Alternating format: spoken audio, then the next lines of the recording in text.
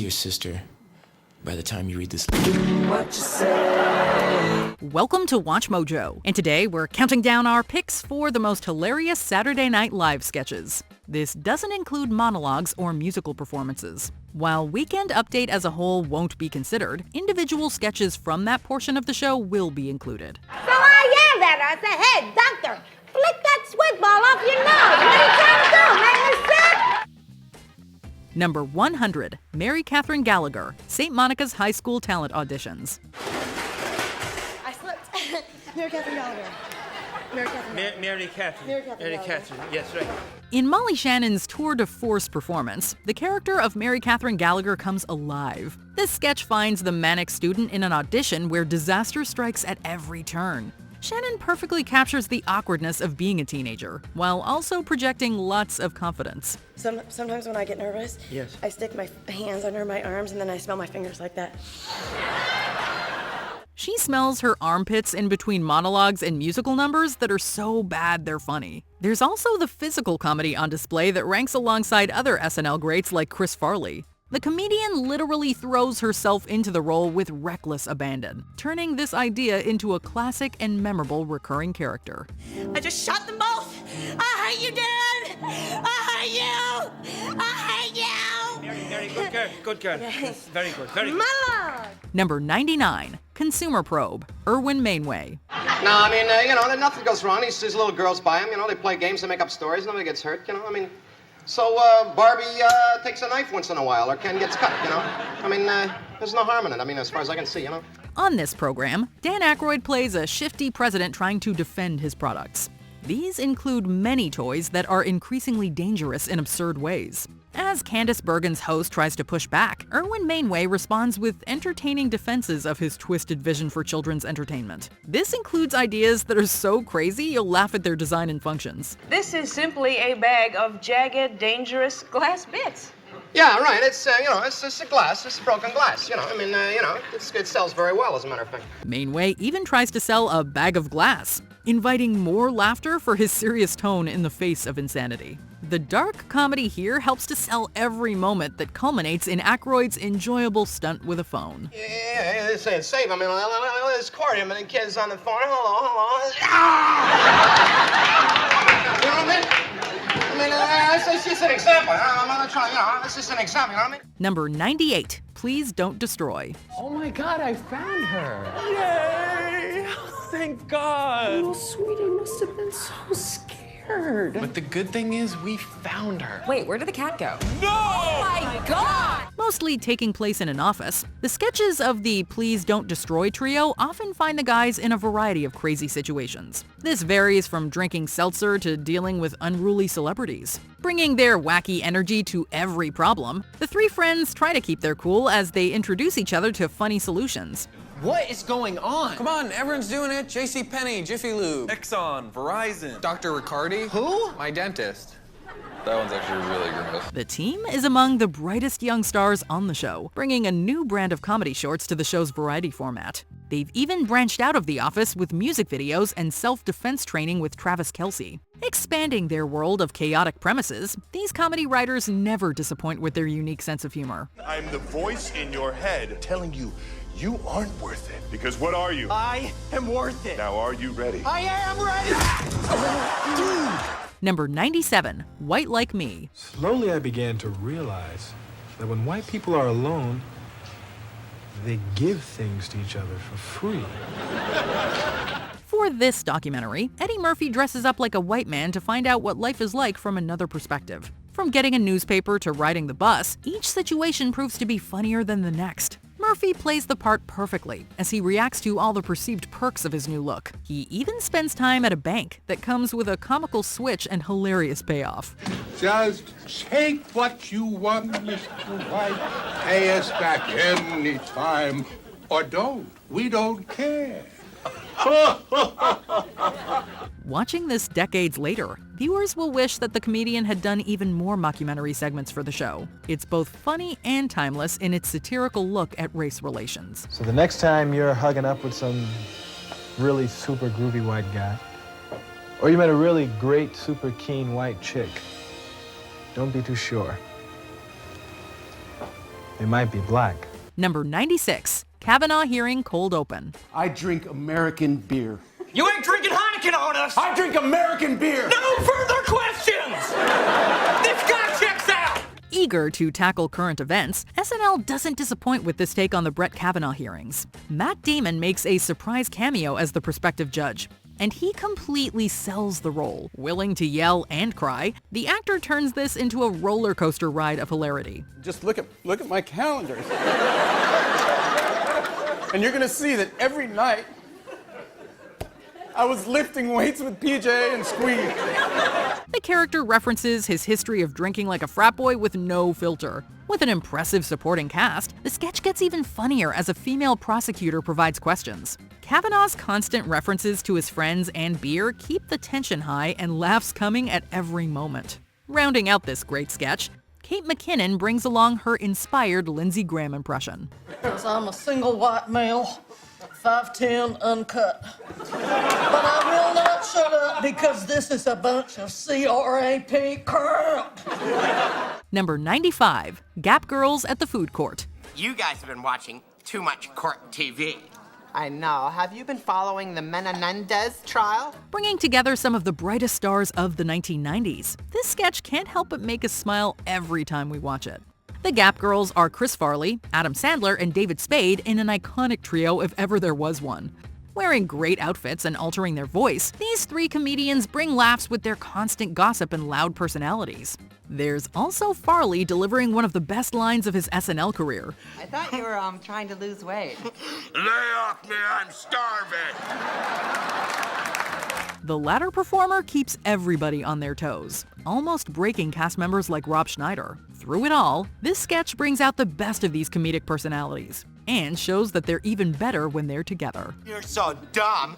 When they were passing out brains, you thought they said trains. And then you got on it and on a train and then went for a ride. Number 94, Natalie Raps. So, Natalie, what's a day in the life of Natalie Portman like? Do you really want to know? Please, tell us. I don't sleep, mother off that yak and that Durban, doing 120, getting hit while I'm swerving. Not known for stirring up controversy, Natalie Portman entered this digital short as an acclaimed actress free from scandals. The interview quickly takes a dramatic turn as the performer reveals a different side of herself. Becoming a hardcore rapper, Portman transforms into an over-the-top performance that's comedy gold. All the kids looking up to me can suck my and put them on the drink till I'm sick. She reveals some controversial life choices that would make anyone take pause. Swearing and threatening people, the artist goes for broke in a perfect showcase for her sense of humor. She even breaks a chair over her interviewer in a brilliant cap-off to this legendary sketch. From any guy in Hollywood, who would it be? No more questions. Number 93, Haunted Elevator featuring David S. Pumpkins. 49th floor. Here we go. Here we go. Here we go. How's it hanging?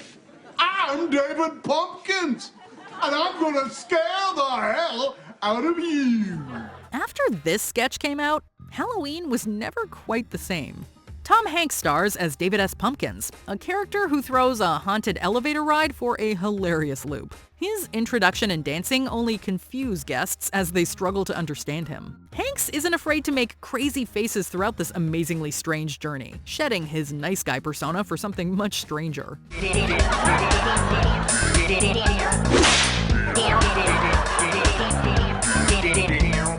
The writers actively question the man as the ridiculous segment continues to offer up surprises. By the end, this amusing sketch haunts our nightmares as much as it makes us roar with laughter.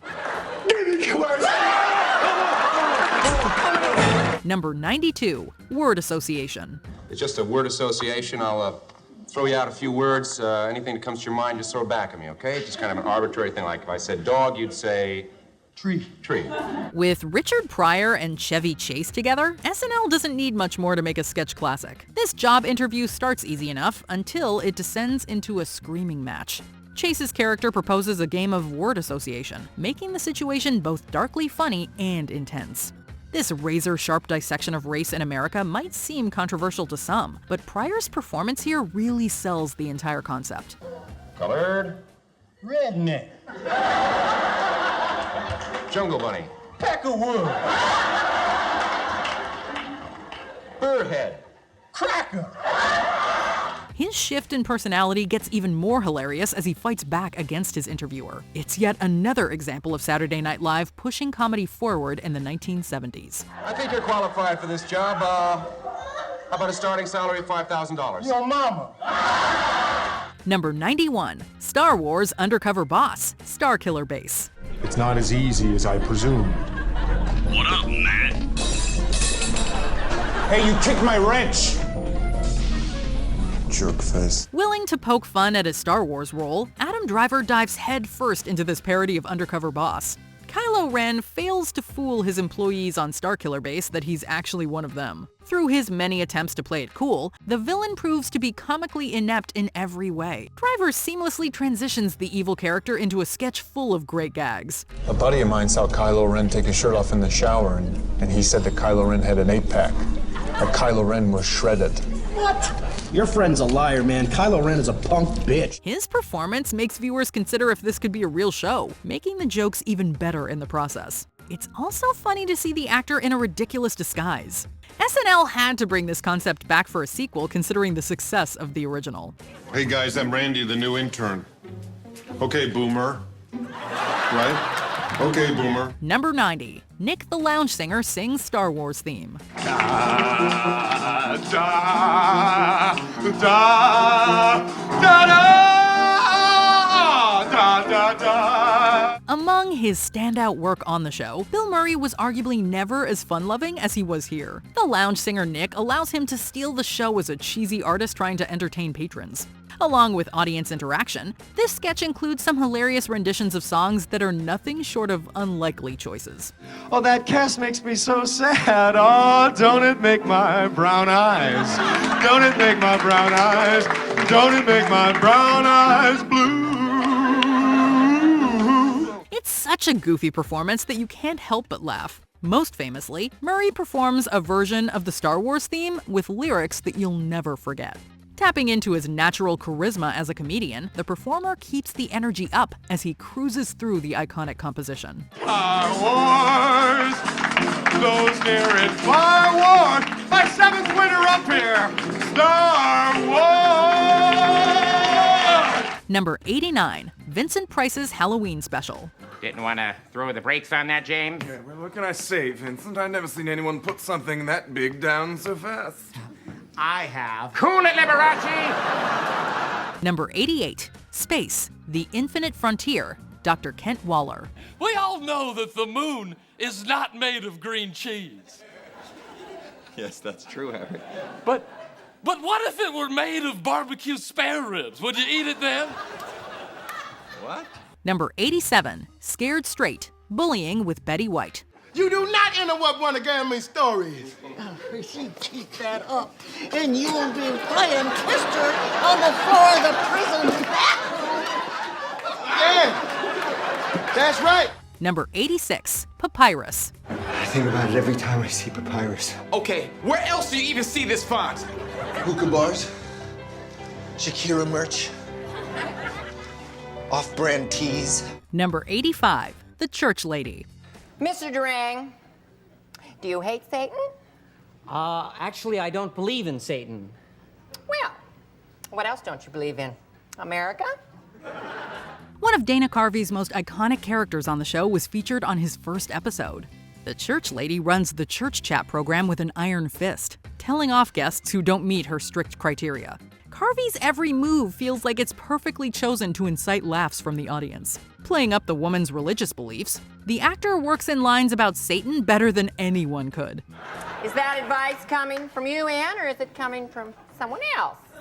Like, oh, I don't know, say, Satan?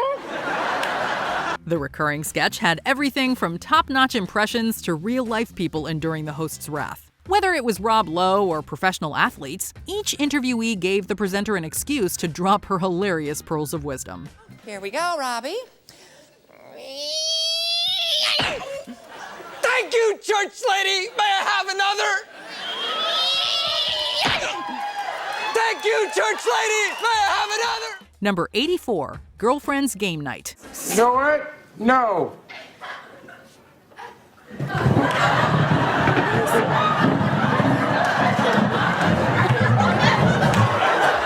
Number 83, National Anthem. Whose broadest stripes and right roars.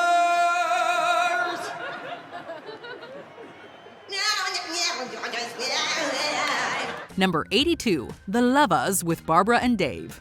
Our dear friend, Barbara Hernandez, is the top female archer in the Northeast Division. That's unbelievable. Number 81, Grouch, Joker parody. If everyone calls you trash, and everyone treats you like trash, why don't you just become trash? Number 80, Diner Lobster. I'll have the lobster. Excuse me? The lobster special? Did you just order lobster in a diner?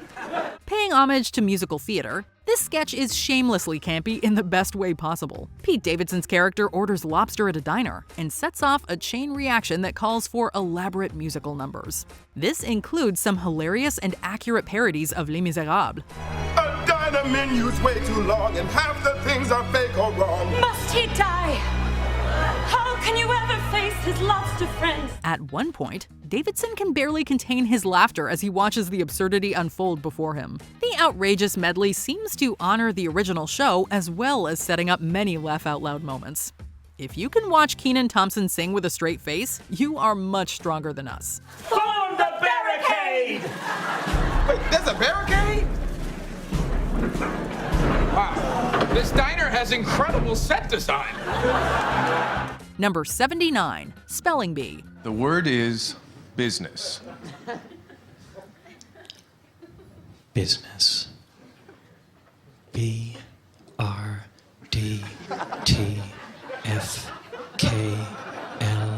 Number 78, High School Theater Show with Emma Stone. How about from now on, less shooting, more kissing? Black Lives Matter. That was their Black Lives Matter scene? Number 77, You're a Rat Bastard, Charlie Brown. Lucy, you gonna hold the football? Yes! You gonna hold that football? Yes! All right, here I go. Charge! Wow! Oh, you bitch! Number 76, I Just Had Sex.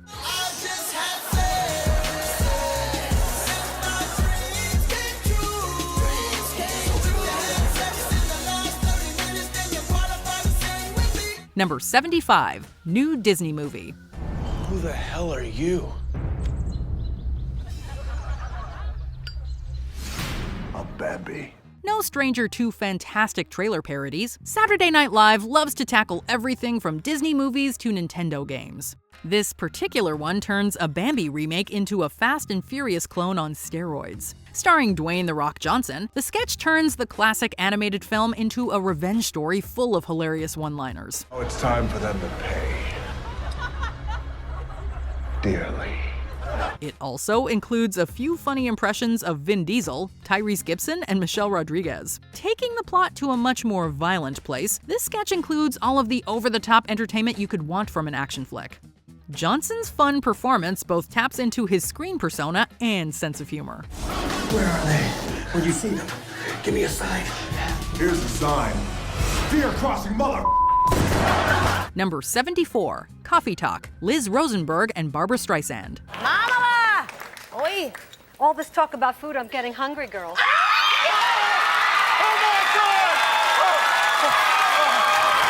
Number 73, The Barry Gibb Talk Show. I will take out my Bowie knife and gut you like a fish.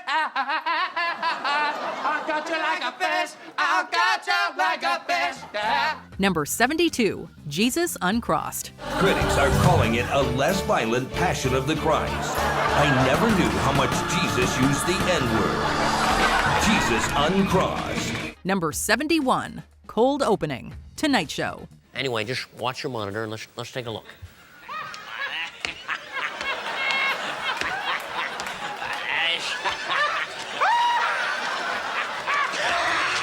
Number 70, Burn Your Enthusiasm. You coughed into your hand.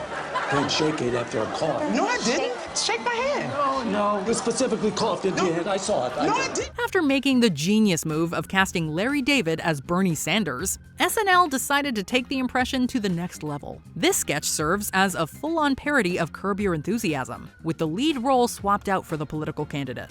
She gave me a cough and shake. Sure, it wasn't a cough and a wipe and a shake? No, there was no wipe, definitely no wipe. She didn't have the decency to give me a wipe. Blending in David's observational humor, this idea perfectly spins the HBO show into a series of misadventures for the politician. He has trouble shaking hands with people, including some memorable impersonations of other Curb characters. This might be one of the most hilariously accurate TV parodies they've ever done. Mr. Sanders, are you sure I can't fill you that coffee? We still only have 2%. Take the 2%. Number 69, Hobbit Office. Well, you don't choose the people you work with.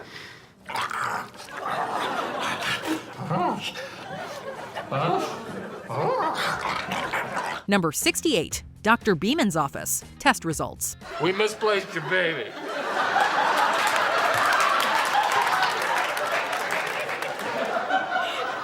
You Vondruk! Is that an actual curse word? I think so. Number 67, The Californians. Stewart's dad. Tara, are you gonna move out of your condo in LI? How do you know where she lives?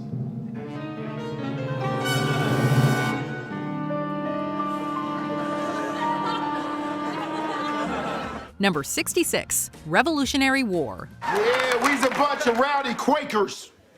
Sir, you're from Philadelphia?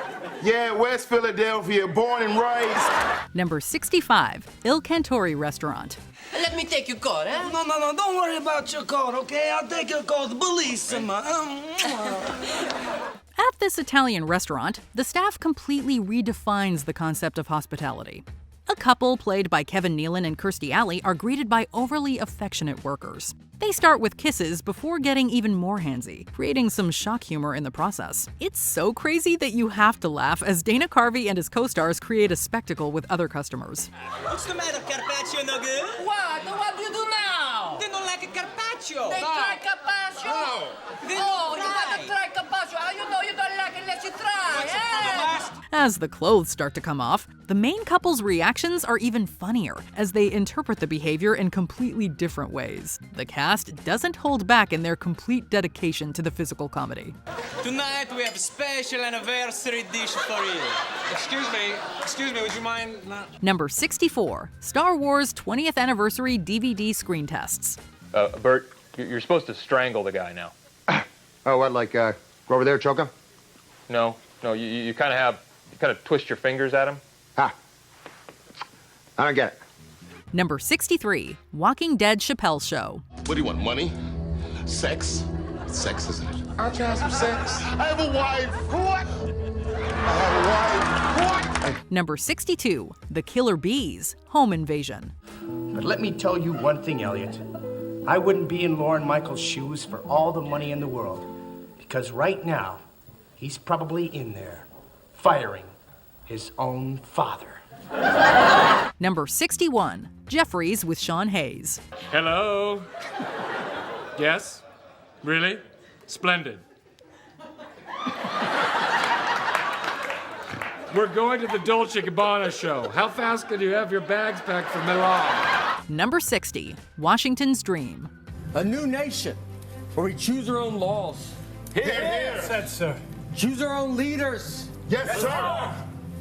And choose our own systems of weights and measures. For anyone wondering why America doesn't use the metric system, this sketch tries to answer that question. Comedian Nate Bargatze plays George Washington with his signature delivery, bringing together a clever concept set during the 18th century. The dry comedy works extremely well here, as Washington explains his own ideas for measurements. Sir, in this new country, what plans are there for men of color such as I? Distance will be measured in inches, feet, yard, and miles. These include fumbled attempts to talk about things like gallons, with entertaining reactions from the co-stars. Bargatze knocks it out of the park with his unexpected and silly impression of the Founding Father. Who knew that the United States customary system was so ripe for comedy? Football, sir? Yes. It's a sport where you throw a ball with your hands. So in football, there is no kicking? There's a little kicking. Number 59, Casablanca. Ilsa, look at me. We'll always have Paris. Oh, Paris. Paris is the best. That's just such a cool place. Oh, look! The staircase just plopped out of the plane, and that's where my little feet need to go. Number 58, Bill Swirsky's Superfans. I'm looking! Oh, no, hey, he's joking. I got it. Heimlich. Number 57, Neurotology music video. Always believe this. We are invested together. We're in this forever, never to leave it until our last breath. Number 56, Wes Anderson horror trailer. Yeah, look at them all. There's a guy with a meat cleaver and an old record player. One's carrying a falcon. They're twins in matching tracksuits. Number 55, the Farbers meet the Coneheads. Oh, wait a minute. There they are. Okay. Just... Greetings. Among the most unique characters in SNL history, this extraterrestrial family never fails to stir up laughs. Their recurring presence during the early seasons includes everything from this dinner party to an appearance on Family Feud. I want you to tell me the first thing that comes into your head, which will probably be a low-flying plane, and we'll see how it jives with our audience survey, okay? Proceed, human, proceed. Is that like go, man, go? When meeting the Farbers, the trio reveals themselves in strange interactions that include smoking a full pack of cigarettes and drinking bottles of liquor. Their comical attempts to pass themselves off as French also make for memorable moments. The characters transform this get-together into one full of funny surprises, such as the wonderfully odd words that come up during a Scrabble game. Why don't you have some chips and dip? Enjoy yourself. Oh, here, watch the tape. Number 54, Puppet Class with Seth MacFarlane. Tell us more about Clark. He was another grunt in my platoon. Together we went house to house, spraying liquid death. Number 53, Dateline, Real-Life Crimes. My leg was gone. Oh. Did you find it? No, it had been eaten. Oh, no. Number 52, Super Showcase Spokesmodels. Look at this, Deborah! A lifetime supply of frozen chicken by Chicken Man. Imagine years after years after years of chicken! Right at your fingertips! Tickle. Number 51, Dysfunctional Family Feud. Something in your bedroom closet besides clothes. A gun. A loaded gun. Sorry, no gun there. Hey, it is. It is. There is. I swear it. You don't have the guts. Yeah? Number 50, It's a Wonderful Life, The Lost Ending. You stay where you are, George Bailey. You're in enough trouble already. You made one mistake, Mr. Potter. You double-crossed me and you left me alive. Now, wait just a second. I'll give you the money back. Fans of the 1946 film might love or hate this parody of It's a Wonderful Life, but it also comes with some comedic justice. This alternate ending is introduced with style by William Shatner and finds the film heroes in a similar situation. After rejoicing at the end, George Bailey and his fellow townspeople find out that Mr. Potter betrayed them. The group decides to exact revenge in a funny curveball to the classic story. Around you and you're running. Well, it doesn't, Mr. Potter. And the whole bad configuration of things, you're nothing but a scurvy little spider. Dana Carvey's pitch-perfect Jimmy Stewart impression isn't bad to listen to either. Bailey and his friends beat up Potter, laying down comical smackdown. They even use a dummy at one point that hammers home this extremely silly change to the original ending.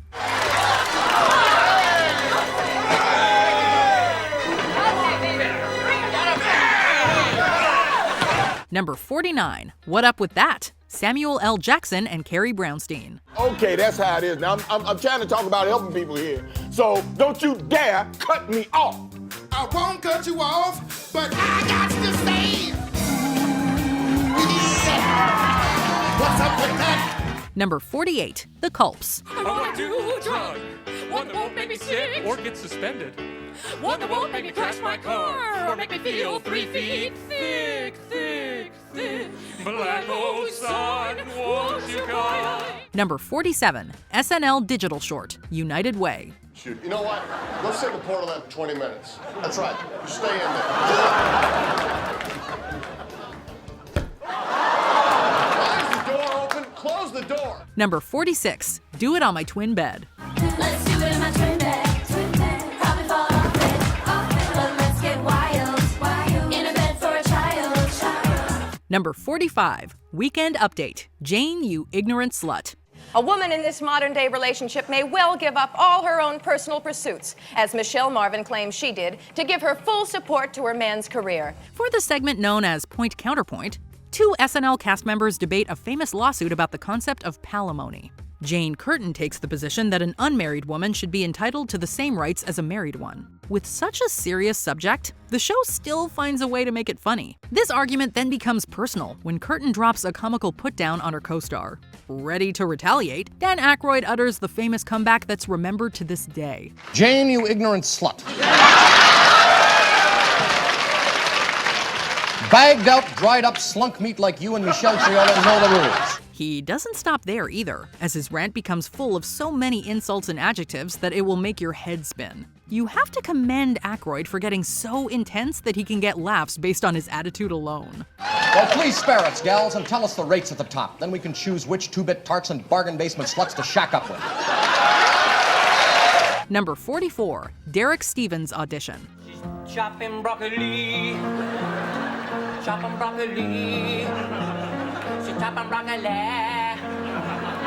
Chopping broccoli. Number 43, Sean Spicer press conference. Yeah, a Wall Street Journal. Are you okay?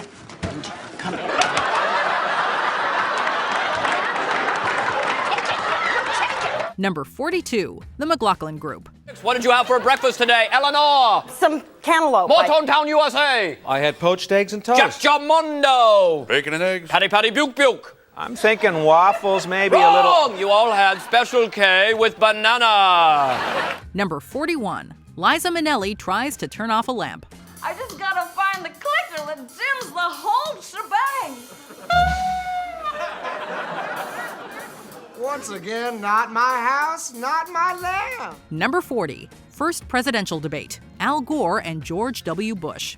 I don't know what that was all about. But I will tell you this. Don't mess with Texas. Skewering presidential debates since the mid-1970s, Saturday Night Live has created a rich tradition of political satire that spans the Ford administration to the 2020 election and beyond. This sketch finds Al Gore and George W. Bush fighting over issues in the funniest way possible. Now, to all outward appearances, it would be a leather-bound edition of The Count of Monte Cristo by Alexander Dumas. But it wouldn't be.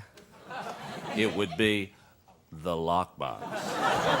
Throughout the sketch, both performers do their best impressions of the two candidates. This includes copying their respective speech patterns and vocabulary in hilarious ways. One highlight of the segment comes when they offer up their closing statements, providing amazing catchphrases. While Daryl Hammond does a fantastic job saying lockbox, Will Ferrell's use of the word strategery never fails to crack us up all these years later. Governor Bush? Strategery.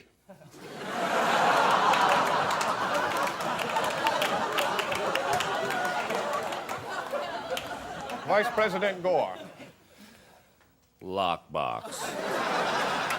Number 39, Mark Wahlberg talks to animals. Hey, goat.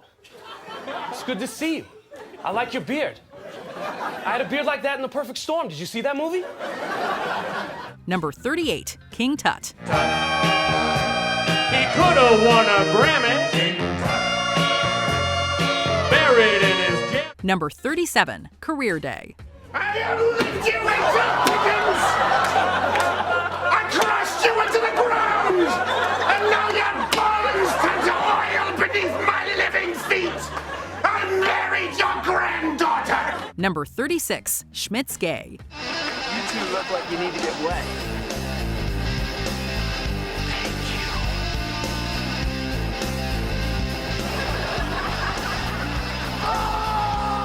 Number 35, Debbie Downer. Ever Since they found mad cow disease in the U.S., I'm not taking any chances. It can live in your body for years before it ravages your brain. Arguably an underrated performer at SNL, Rachel Dratch made a name for herself with characters like Debbie Downer. The fictional woman is always around to ruin any gathering with a dose of negativity. Dratch's part also allows her to get away with saying all kinds of laughable and awful things. No, wait, where are you going? With that costume on, he's probably in the early stages of heat stroke.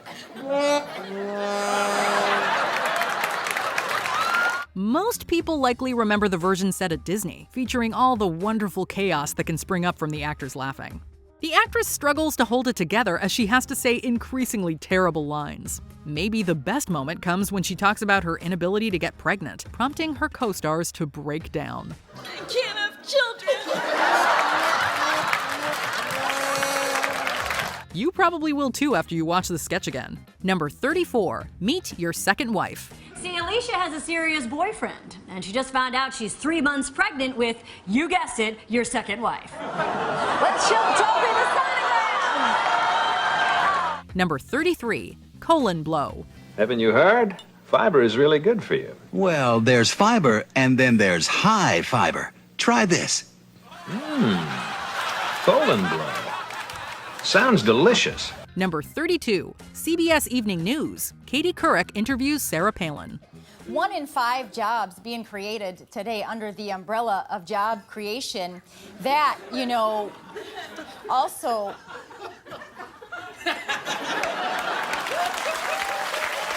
Number 31, the Sinatra Group. I think you're a bloody stupid old fart. You're all talk, Blondie. You want a piece of me? I'm right here. Don't provoke me, old man. You don't scare me. I got chunks of guys like you in my stool. Number 30, The Shooting, aka Dear Sister. Hey, man. What you doing? Nothing. Just writing a letter to my sister. Cool. Yeah, it's pretty crazy. I haven't seen her in years. It's weird because... What you say? Whether or not you remember what this sketch is referencing, this digital short transcends its origins as a brilliant piece of surreal comedy. It all revolves around a group of friends that keep shooting each other for no apparent reason. After each shot, Imogen Heap's song Hide and Seek plays in a nod to an episode of The O.C. What you say? That it's all for the best, because it is. When Shia's character walks in, he gets a taste of his friend's medicine in one of several surprises. This all culminates in a bullet-riddled climax that includes amazing editing and funny faces from the cast. P.S. Then 2 cops will read this letter and shoot each other. Now, isn't that the most ridiculous thing you...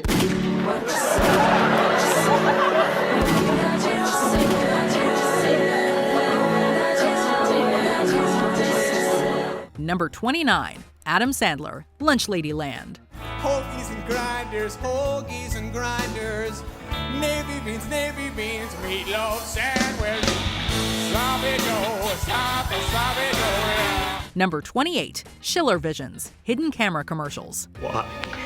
You son of a bitch. You no good damn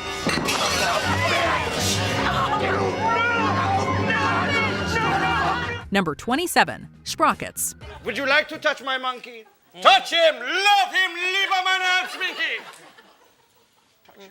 It is safe, Klaus. Please touch Klaus. Klaus. Oh. Number 26, Lazy Sunday.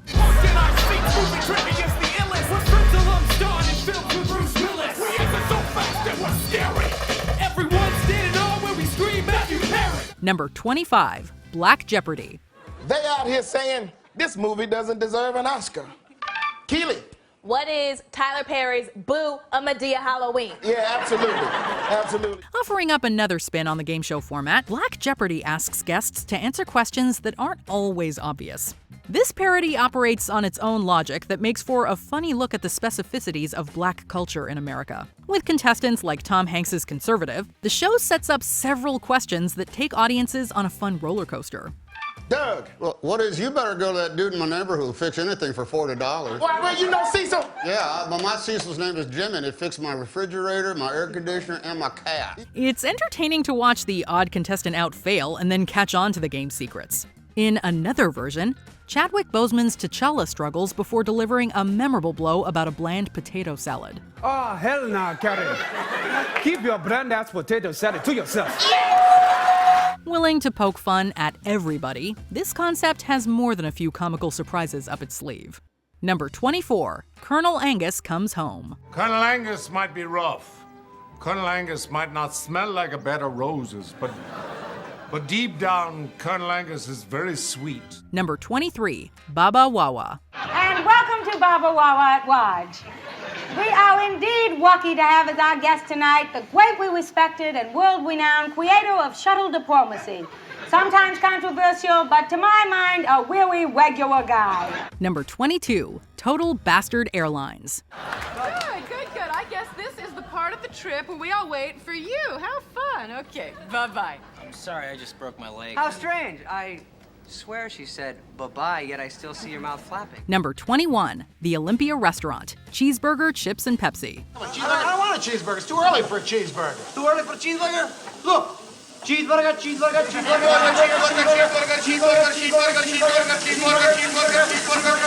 Number 20, Stefon's Tips. If you're looking for a place to relax with an old lady, look no further. New York's hottest club is Spicy. While he might not be amazing at his job, Stefon sure is an entertaining character. Bill Hader brings this part to life in a long-running segment on Weekend Update. He's constantly introducing Seth Meyers to all kinds of unexpected club and guest names.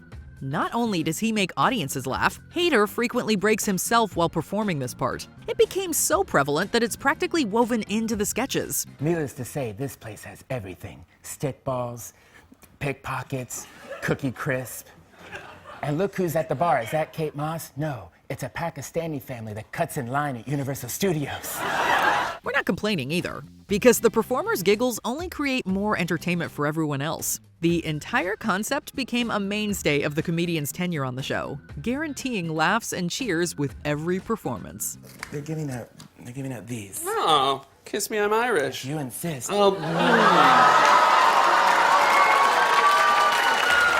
Number 19, The Festrunk Brothers. Jorgen, my brother, there will certainly be a lot of swinging in our bachelor pad tonight. Hold it. Let's catch some rays.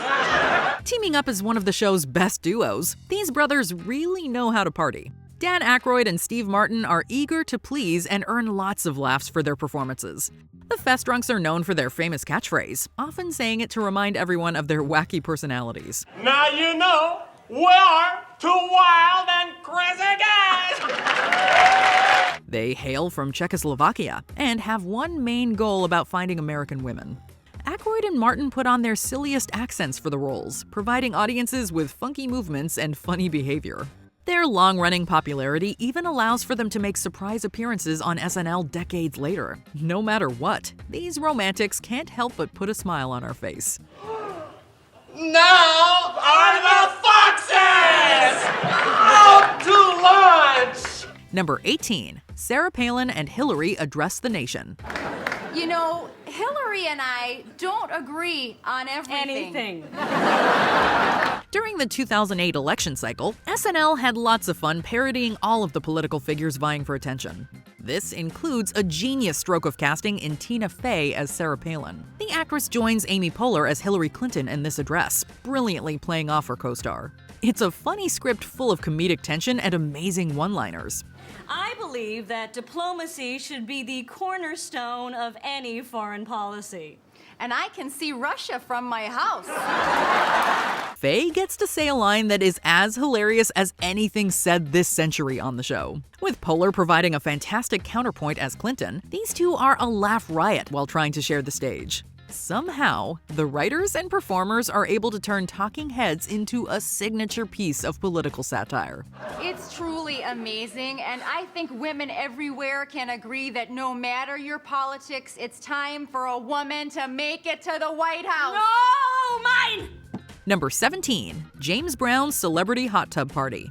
Hot tub, full of water. I say hot tub, hot, say, very hot. Eddie Murphy has shown time and again that his star power can make anything work. Case in point, a show where James Brown sings and dances around a hot tub. The sketch's simple concept allows for the performer to run free in an incredible comedy showcase. Murphy can do an impression of Brown, move like him, and lean into the silliness of the scene. At one point, the character discovers the water is too hot, and he responds in the funniest way he can. Yeah, go in the hot tub.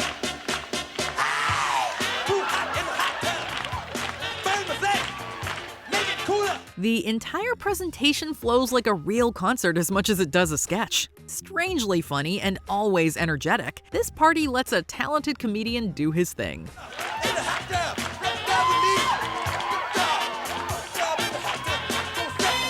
Number 16, Spartan Cheerleaders. Spartan, check up! Take a chance, drop your pants, pee in the cup. Dr. Spartan's in the house and he will fix you up. Break it down now. Spartan fever! As two hyperactive students, Will Ferrell and Sherry O'Terry are a match made in heaven. Their boundless energy supplies these cheerleader sketches with all the right moves. The comedians come together for some hilarious routines, blending dance moves and funny lyrics into fantastic sketches. His beans, they come from Columbia way. He rides on his funky donkey every day. I brothers. Say what? Ferrell and O'Terry become an unbeatable duo as they turn any situation into a cause for cheerleading. No matter the venue, these performers can raise the roof and crack up viewers at the same time. The 1990s would not have been the same without these upbeat characters livening up any SNL broadcast. Ariana, my dad wants to take a picture of us. Oh, great, Craig. You just told me I split ends. I know, This is the I'm worst thing that sorry. could happen. I'm not It's going to hor- forgive you for I this. can't- This is ridiculous. Number 15, Weekend Update. Roseanne Roseannadanna on smoking. Dear Roseanne Roseannadanna, last Thursday I quit smoking. Now I'm depressed, I gained weight, my face broke out, I'm nauseous, I'm constipated, my feet swell. Gilda Radner always lit up the screen anytime she played this character on Weekend Update. For this sketch, Roseanne Roseannadanna offers up some thoughts about smoking. She uses this as an excuse to go on a trademark rant about her new club, including some funny and specific observations along the way. Radner's performance never lets up as she unleashes her glorious accent on the audience. But what this nude psychologist doesn't know was that she had this little teeny tiny ball of sweat right here hanging off the tip of her nose. Staying off topic, Roseannadanna gives new meaning to the phrase too much information as she does a hilarious takedown of the club members. Host Jane Curtin even questions her at one point. But the health correspondent keeps going and even sings. The lead performer does it all while making viewers laugh at this chaotic script. Bring peace to our fathers, good health to our mothers, and please don't make me sweat like Dr. Joyce Brothers. Number 14, Mom Jeans. Introducing Mom Jeans, exclusively at JCPenney. Whether or not you're a mom, this sketch has the same impact for all viewers. This commercial takes a look at jeans made especially for mothers everywhere. Combining a sincere attitude with cheesy visuals, you can't help but laugh along with this pitch-perfect parody. She'll want to wear them to everything, from a soccer game to a night on the town. The cast of the 2000s-era SNL flaunts their wardrobe in looks that will get anyone chuckling. With awkward designs, this glorious product will have viewers howling at the shameless descriptions. Poking fun at fashion standards and advertising, Mom Jeans encapsulates the kind of wacky items that could easily end up for sale. So this Mother's Day, don't give Mom that bottle of perfume. Give her something that says, I'm not a woman anymore, I'm a mom. Number 13, the Roxbury Guys. It might be one of the simplest ideas, but SNL wouldn't feel the same without this sketch. The premise follows clubgoers who love dancing with their heads. Jamming to Hathaway's What Is Love, Will Ferrell and Chris Kattan cruise around town as they do their thing. It's unexpectedly funny while also being endlessly entertaining.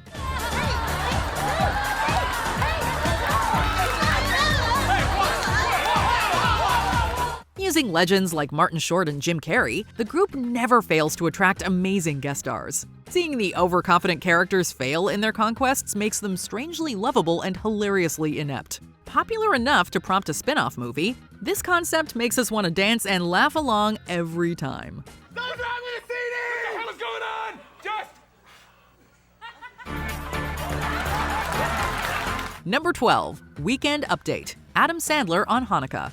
Put on your yarmulke, here comes Hanukkah. So much Hanukkah to celebrate Hanukkah. When he sang the original version on Weekend Update, Adam Sandler likely didn't know he was starting a trend. His attempt to write a modern Hanukkah song combines jokes with tributes to Jewish celebrities. Sandler's hilarious turns of phrase and rhymes make this a fantastic holiday tune. Guess who eats together at the Carnegie Deli? Bowser from Shanana and Arthur Fonzarelli. His many sequels to this track only prove that this can make multiple generations of listeners laugh. With the comedian bringing along his silly comedic stylings, this segment welcomes people of all beliefs to sing along. It's also a funny and informative way to honor the 8-day celebration. We got Ann Landers and her sister, dear Abby. Harrison Ford's a quarter Jewish, not too shabby. Number 11. MacGruber.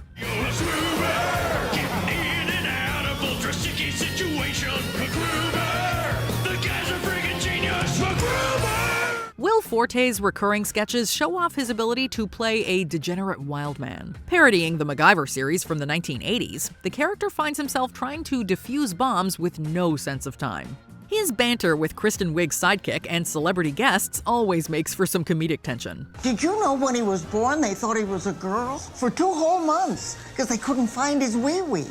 It's called micro-penis. Shut the hell up, you old lady! Juggling issues from financial troubles to sensitivity training, MacGruber brings a goofy energy to his every mistake. He even gets to meet his real father at one point in entertaining side stories. Through it all, Forte plays this role with the pure chaos that's always hilarious. I am not a racist. 3 seconds, MacGruber. Okay, Vicky, hand me that Chinese pen, that Asian pen, the yellow pen.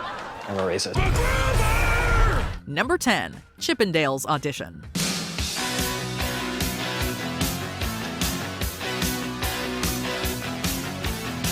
It might not have been his first sketch on the show, but Chris Farley quickly became a performer to watch after his Chippendales appearance. The go-for-broke acting finds the comedian competing with Patrick Swayze's dancer. Grooving to Loverboy's Working for the Weekend, Farley reveals a few sick moves in his audition. The comedian showcases his knack for physical comedy in a mostly wordless role.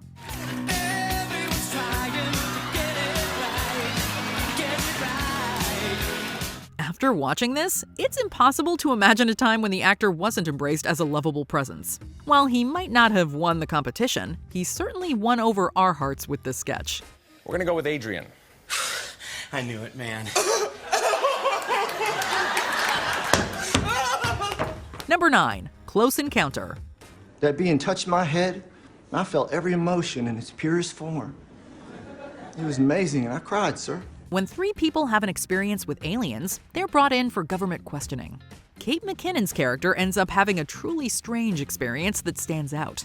Instead of it being positive, her adventures seem to all be more bizarre than the next. It's a hilarious sketch that lets the comedian build upon the funny scenario. I had my shirt I came in with, but my pants were gone.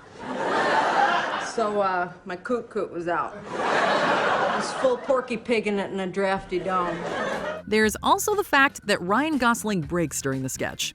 Mixing chaos and laughter, this premise doesn't let up at any point. It also allows McKinnon to showcase her one-of-a-kind energy in an amazing script. So I had to just chill up there with my damn coot and prune shoe hanging out till the place opened up. Number 8. In a Box. Girl, you know we've been together such a long time. Many digital shorts have showcased the musical talents of the Lonely Island crew, but few do it better than this one. Justin Timberlake joins Andy Samberg as a group of sunglasses-wearing gentlemen with a special Christmas gift. Channeling R&B tracks, both performers play the reveal like it's dead serious. The cheesy visuals and throwback wardrobe only make this funnier. Cut a hole in a box. Put your junk in that box. Make her open the box. And that's the way you do it. Along the way, Timberlake and Samberg present themselves as a legitimate musical duo with a humorous slant. It might not be a sketch to share with the whole family, but it deserves to become a holiday tradition. Call it shocking or absurd, but this is downright funny. Midday at the grocery store, get a box. Backstage at the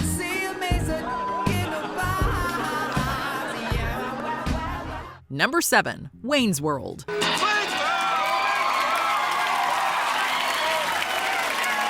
From a basement in Aurora, Illinois, Wayne and Garth brought their love of music to the world. Mike Myers and Dana Carvey embody slacker culture with their unique spin on pop culture. All the while, their friendship produces fun catchphrases and hot-button jokes. Special guests would also come around to bring even more entertainment. Aerosmith is sitting where I eat my nut and honey every day.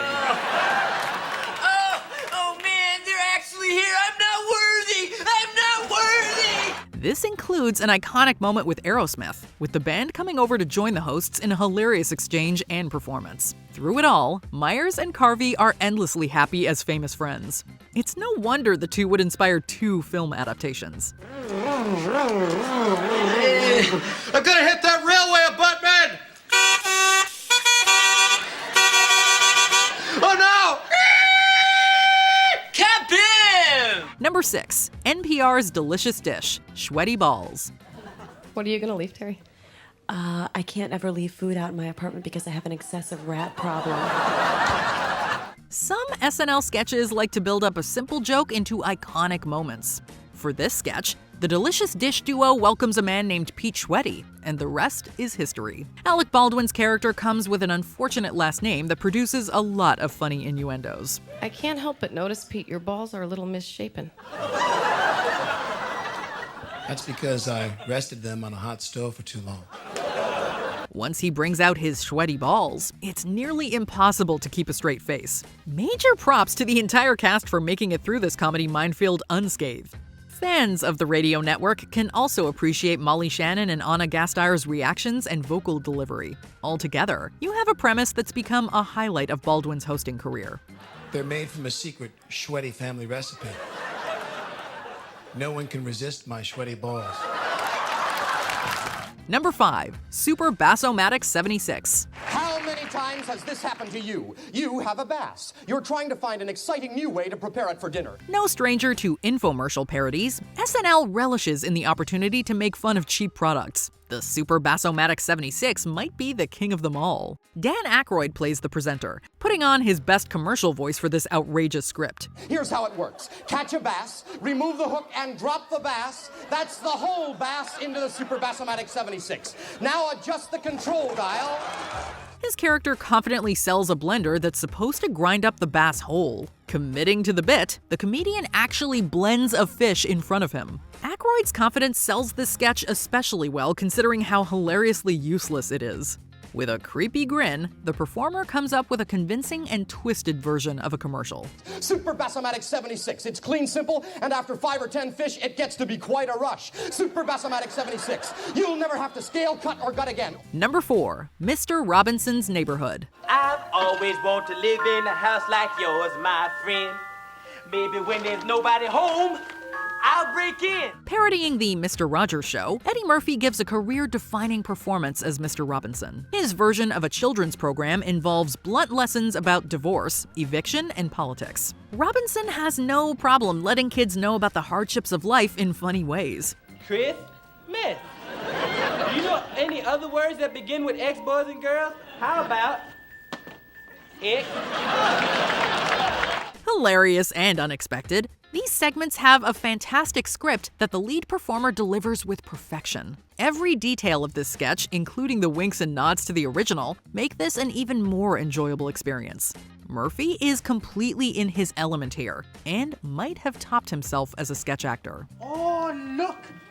An eviction notice brought by Mr. Landlord. Can you say scum bucket? Number 3. Celebrity Jeopardy. A petit déjeuner. That category is about French phrases, so let's just skip it. Hey, I speak a little French. You're an ass bite. Pardon my French. In a silly concept, Jeopardy becomes a breeding ground for mindless celebrities. All of them make Will Ferrell's Alex Trebek endlessly angry to hilarious effect. Everybody from Burt Reynolds to regular Sean Connery shows up, getting obvious questions catastrophically wrong. Viewers watch as gifted performers and comedians try out their best impressions. Mr. Reynolds? Yeah, don't bother. I didn't write anything. Good work. All right. rarely succeeding. The contestants can't even pull through a win with Trebek's help. There are also the funny ways that the likes of Connery mess with the host to no end. It's a winning format that arguably inspired another winning sketch based on Family Feud.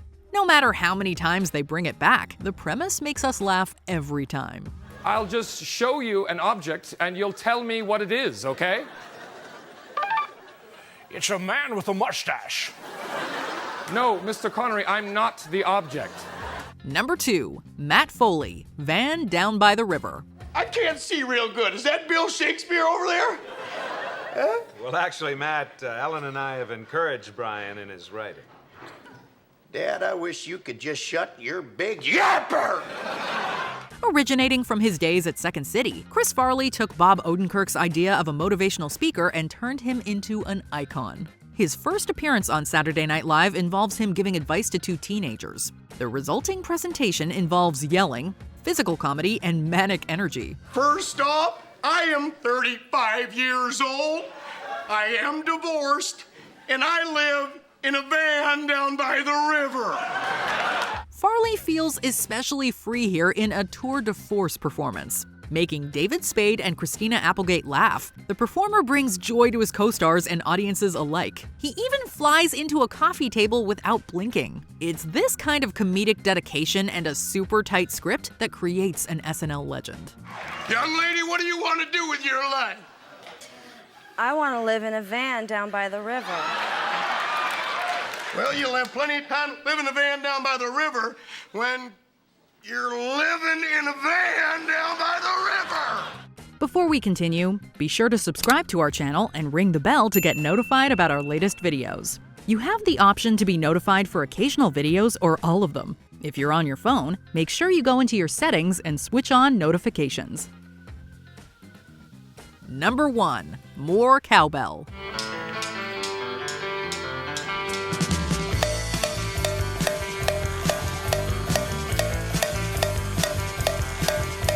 Beyond all of the memes and pop culture references, this sketch still makes us laugh hard. Will Ferrell plays the overexcited cowbell player who nearly ruins a recording session. Motivated by Christopher Walken's producer, the band tries to perform in a series of hilarious fails. Ferrell's character Gene can't help himself in a self-assured performance. The comedian and his co-stars eventually break as they try to be serious about the music. Don't blow this for us, Gene! Quit being so selfish, Gene. Walken then chimes in with an amazing punchline, capping off one of the most entertaining sketches of its era. The guest host's delivery only makes this concept that much more memorable. I got a fever, and the only prescription is more cowbell. Did we forget your favorite SNL sketch? Let us know in the comments below. Check out these other clips from WatchMojo, and be sure to subscribe and ring the bell to be notified about our latest videos.